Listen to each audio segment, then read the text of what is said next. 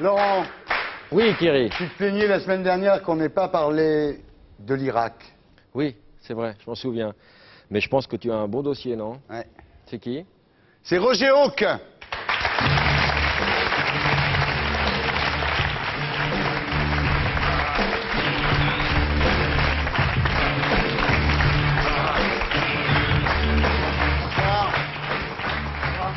Roger Hawk, bonsoir. Vous avez 48 ans. Vous êtes grand reporter indépendant. Vous avez une longue expérience du métier de journaliste de guerre. Vous êtes connu pour avoir été un des fameux otages du Liban avec Jean-Paul Kaufmann, Marcel Fontaine et Marcel Carton. Vous aviez à l'époque 31 ans. Vous êtes resté 319 jours en captivité. Et c'est en prison que vous avez découvert la foi, d'abord de façon profane, et puis ensuite aidé par une Bible de poche en anglais, en vieil anglais.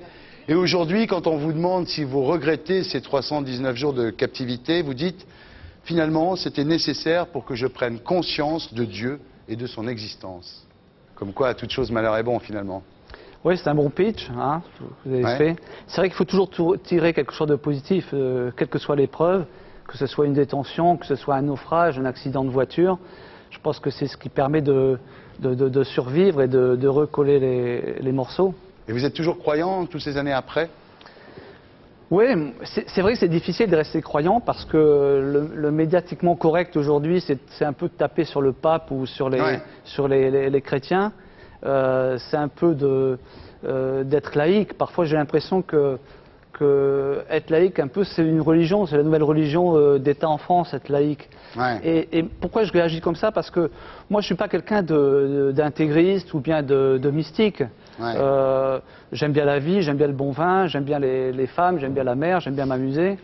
Donc, je suis quelqu'un de plutôt modéré. Mais c'est vrai que quand on a en face de soi des gens qui se radicalisent, on a tendance soi-même à se radicaliser. C'est ce que je remarque en Irak, le fait C'est fou quand même, parce qu'après avoir été otage au Liban, vous êtes correspondant de guerre en Irak, vous cherchez la merde ou quoi?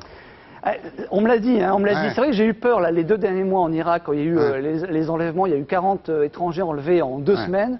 Enfin, la folie complète. Tous les résistants irakiens, les terroristes, les va-nu-pieds, les voyous, tout le monde s'est mis à enlever tout ce qui était étranger. Je me suis dit là, si je me fais prendre en otage de seconde fois, ils vont me dire attends, il le fait exprès là, ça va bien. Et c'est vrai que les radios, les télés m'ont appelé, m'ont dit tu veux pas rentrer? Et j'ai dit non, j'évite trop de bouger de Bagdad, je reste à Bagdad la plupart du temps parce que je fais surtout des papiers pour les radios téléphones ou des lives pour les télés, donc je fais pas tellement d'images ou de sons, donc je prends des précautions et j'évite trop de circuler. Alors, Roger, vous êtes là parce que vous m'avez envoyé un mail de Bagdad, où vous regardez, tout le monde en parle, hein, et vous étiez choqué par un certain nombre de choses que vous avez vues dans l'émission, notamment le livre de Mohamed Sifawi, qui racontait dans cette émission, il y a quelques semaines, qu'en fait les Américains savaient très bien où était Ben Laden, qu'ils ne l'arrêtaient pas parce qu'ils voulaient le garder pour le mois de novembre, au moment des élections. Ça vous a profondément choqué, ça? Vous dites en fait pas du tout, ils feront comme avec Saddam Hussein, ils veulent le prendre vivant, c'est ça l'histoire, quoi. Oui, ça ce sont des fantasmes de certains confrères, de croire que Ben Laden, les Américains l'ont repéré, qu'ils attendent les élections. On a dit la même chose pour Saddam Hussein. Simplement, à partir du moment où Ben Laden, comme Saddam Hussein, n'utilise pas son téléphone portable, vous pouvez le repérer uniquement par le renseignement humain. Donc il faut arrêter des gens autour de lui. Et à Saddam Hussein, on a remonté à lui parce qu'on a arrêté un maximum de gardes du corps, de familles plus ou moins liées à lui. Et à un moment donné, on a mis les Américains ont mis la main sur un garde du corps qui lui avait apporté à manger 3 jours avant. Ben Laden, le jour où un de ces gardes du corps vont le donner, ils vont choper Ben Laden, ils vont l'attraper et ils vont l'arrêter. Ils vont pas attendre les élections. Ça, c'est des fantasmes stupides. Voilà, vous dites aussi dans ce mail que vous m'avez envoyé que finalement, il faut se méfier parce que Jean-François Kahn, c'est sûrement un mec formidable, mais il n'a jamais foutu les pieds en Irak, il ne connaît rien, quoi, en gros. Oui, moi je crois qu'il y a, de la part de Jean-François Kahn, que j'aime bien par ailleurs, j'ai trouvé qu'il y avait un anti-américanisme, mais incroyable aujourd'hui dans la presse. Il ne faut quand même pas oublier que les Américains apportent aujourd'hui en Irak plus de choses positives que négatives. Ils ont apporté la liberté, la démocratie. C'est pas de leur faute si les Irakiens ne savent pas quoi en faire. Les Irakiens qui sont au pouvoir n'ont pas été capables de rédiger une seule ligne de la nouvelle constitution depuis 1 an et demi. Ils ont volé tout le pognon, tout le fric qu'il y avait, que les Américains ont donné, à tel point que les Irakiens qui sont au pouvoir aujourd'hui, les Américains voudraient les écarter.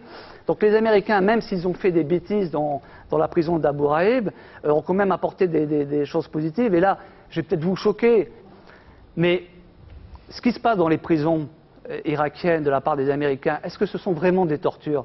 Ce sont des sévices, ce sont des violences qu'il faut condamner. Des humiliations. Des humiliations. Mais les tortures, c'est pas ça. Les tortures, c'est ce que faisaient les Irakiens à d'autres Irakiens sous Saddam Hussein lorsqu'ils torturaient des enfants devant leurs parents. Ça, ce sont des tortures. Mais l'humiliation, c'est une torture morale quand même. Moi, je pense que c'est peut-être plus une mise en condition psychologique dégueulasse, je suis d'accord. Mais est-ce que c'est pas une sorte de bizutage exagéré et méchant? Moi-même, j'ai été otage, on m'a fait des simulacres d'exécution, je me suis retrouvé à poil aussi, mais même si j'ai souffert de ça, je dis que ce sont des sévices, des humiliations, mais ce ne sont pas des tortures. Des tortures, c'est bien pire que ça. Et il ne faut pas... On n'est pas sûr qu'il n'y ait pas eu de torture quand même dans cette prison d'Abu Ghraib quand même. Moi, je ne sais pas s'il y a eu vraiment des tortures. Sincèrement, moi j'habite là-bas, je connais le Moyen-Orient depuis 25 ans, Ouais. je ne suis pas persuadé de ça. Il y a eu des violences, des humiliations, ça c'est clair.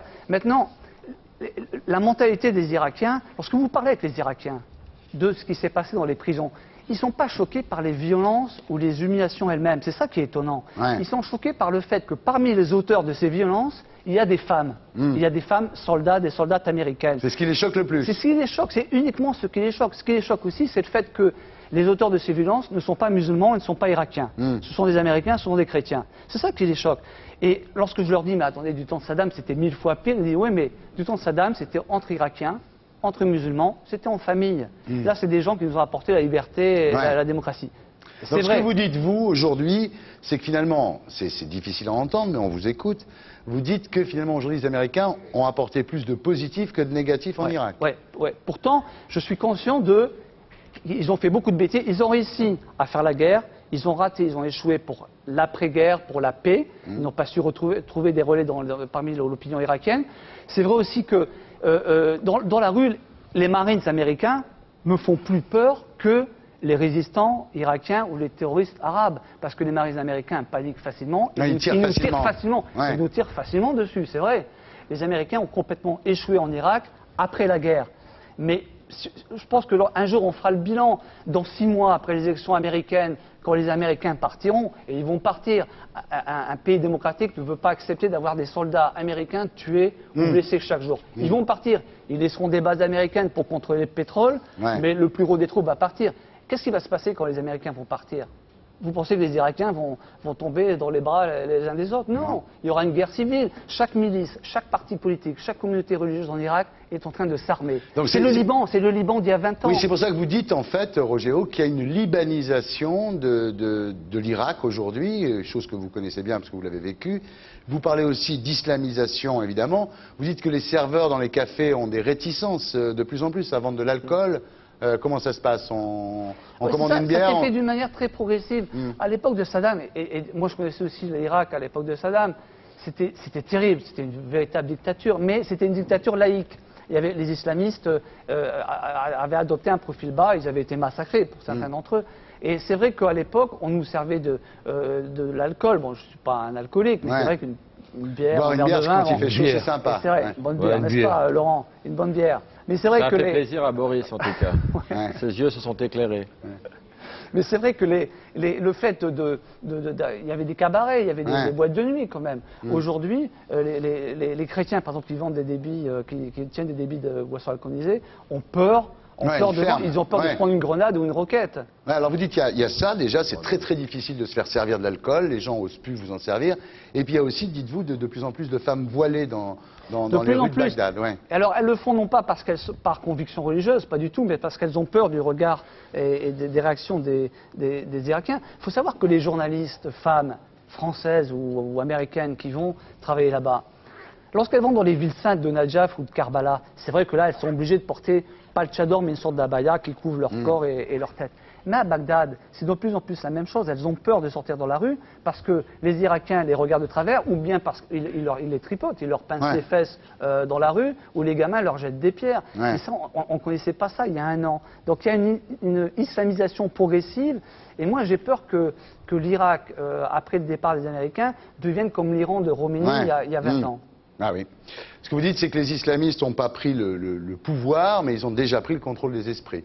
Dans les mœurs, dans la société, au niveau de la rue, au niveau des écoles, au niveau des clubs de sport. Avant, vous aviez des jours mixtes pour les familles. Maintenant, c'est 5 jours pour les hommes, 1 jour pour les femmes et 1 jour de fermeture. Ça, il n'y avait pas ça avant.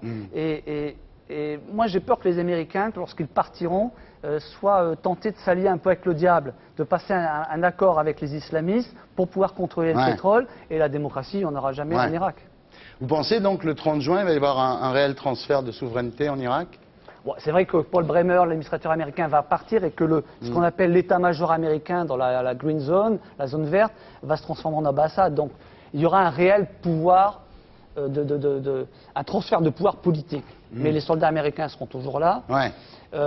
Et on ne sait pas du tout comment le nouveau pouvoir pourra gouverner avec une armée irakienne qui est incapable d'assurer la sécurité, avec une police irakienne qui est la cible des attentats. Il faut savoir qu'en 1 an et demi, il y a beaucoup plus de morts parmi les Irakiens, policiers ou civils, que parmi les soldats américains. C'est-à-dire que les résistants irakiens ou les terroristes arabes venus de l'étranger liés à Al-Qaïda tuent beaucoup plus d'Irakiens que d'Américains en réalité. Al-Qaïda, vous dites quand même que quand on voit qu'ils kidnappent 7 Chinois, vous dites si c'était des vrais mecs d'Al-Qaïda, ils kidnapperaient pas des Chinois, quoi. C'est vraiment des imbéciles, les mecs, parce que ça sert à rien de kidnapper des Chinois. Non mais Al-Qaïda, ça veut dire quoi? Ça veut dire que ce sont probablement des Irakiens ou des volontaires arabes qui se revendiquent d'Al-Qaïda, qui obéissent à certains principes de Ben Laden, mais sur le terrain, ce sont des jeunes plus ou moins professionnels, plus ou moins formés, qui kidnappent, qui font des attentats à la bombe. Alors, ils voient des étrangers, ils ne font pas la différence entre un Japonais et un Chinois. Je veux dire, donc, ils kidnappent tout ce qui est étranger et ensuite ils font le tri. Et en fonction du passeport, ils relâchent ou ils ne relâchent pas. D'accord. Le procès de Saddam Hussein, vous pensez qu'il va avoir lieu bientôt, vous qui êtes là-bas? Oui, on pense qu'il aura lieu décembre ou janvier. Tribunal irakien avec des juges irakiens, avec un président irakien. Je ne vous donne pas cher de sa peau parce que la peine de mort existe toujours en Irak. Vous repartez quand? Dans 1 semaine. Dans 1 semaine, je repars là-bas. Ah ouais? Vous venez de temps en temps quand même? De temps en temps, vous En général, je fais 2 mois à Bagdad et 3 semaines ici à Paris pour décompresser, pour retrouver la vie normale. Mais c'est vrai que Bagdad, ce qui se passe là-bas, c'est l'actualité, c'est la ligne de l'actualité. C'est très passionnant, même s'il y a des risques, même si on... Vous êtes accro à ça quand même, hein? Malgré tout, oui. Malgré tout, oui. Vous avez peur quand vous êtes là-bas? Ça m'arrive d'avoir peur. Lorsqu'on sort dans la rue et qu'on va dans certains quartiers, c'est vrai qu'on sait qu'on est une cible potentielle et qu'il faut essayer de limiter son déplacement et le temps qu'on reste dehors. C'est vrai que c'est pas évident, mais c'est notre métier, c'est le métier de journaliste. Alors ce que je vous propose, je sais que vous travaillez pour LCI, pour TV5, pour RMC, pour plein de chaînes de radio et de télévision. Ce que je vous propose, c'est de temps en temps de faire ce que vous avez fait. Vous m'envoyez un petit mail sur la situation là-bas et je le lirai à l'antenne. Voilà, vous serez notre correspondant à Bagdad, d'accord? Avec plaisir.